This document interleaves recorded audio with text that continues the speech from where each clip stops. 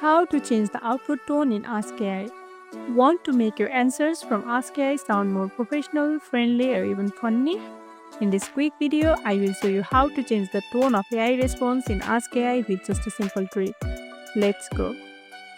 First, head over to www.iask.ai and type in your question as usual.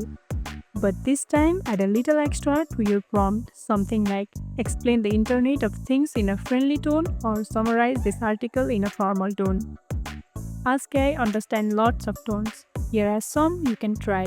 Formal, great for reports, emails, resumes. Friendly, perfect for casual posts or messages. Professional, ideal for workplace content. Funny if you want to keep it light.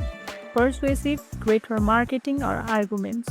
Just include the tone in your prompt, like write a persuasive paragraph about healthy eating.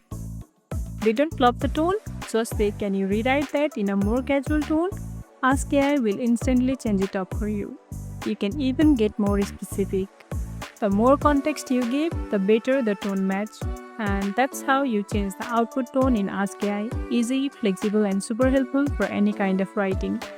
If you found this tutorial helpful, don't forget to like this video, subscribe, and tap the bell icon so you never miss an update. See you in the next one.